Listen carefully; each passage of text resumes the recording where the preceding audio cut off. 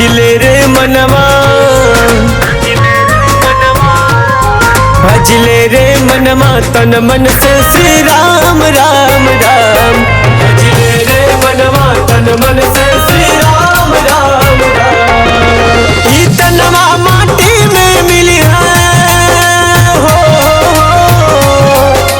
ई तनवा माटी में मिली है तबो नहीं है काम रे। भजले रे मनवा तन मन से श्री राम राम राम।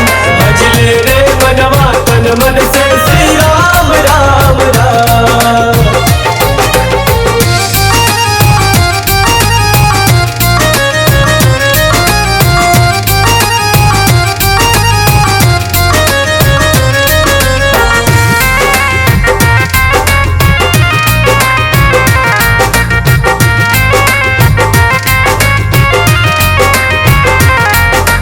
माई बाबू भाई बहनिया चाहे हो खिलुगाई, चाहे हो खिलुगाई, हाँ चाहे हो खिलुगाई।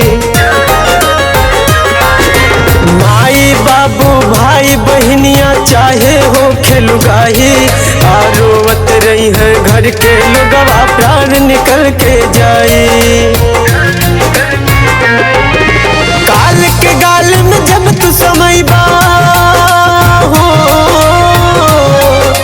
काल के गाल में जब तू समय बा मुँह से निकली राम हो। भजले रे मनवा तन मन से श्री राम राम राम। भजले रे मनवा तन मन से श्री राम राम राम।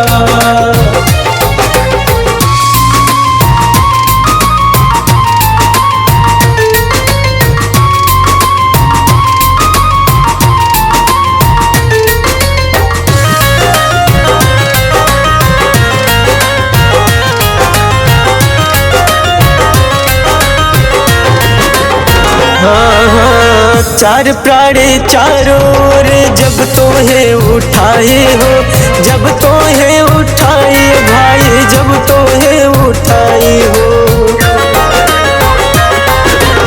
चार प्राणी चारों ओर जब तो है उठाए हो, आँख से आंसू गिरत रहे दुनिया शोक मनाए हो। देखत देखत जल हो जाई है हो, देखत देखत जल हो जाई है ये तनवा शमशान हो। भजले रे मनवा तन मन से श्री राम राम राम। भजले रे मनवा तन मन से श्री राम राम राम।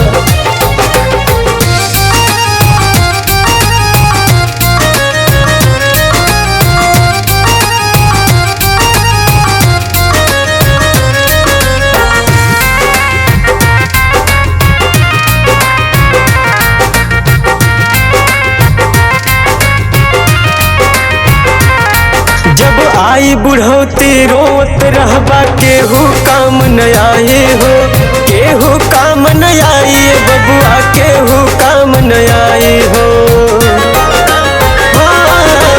आई बुढ़ौती रोत रहबा केहू काम न आए हो, आकड़ तोहर कुल जरी हो जाई कहे दीपक अशोक बताई हो।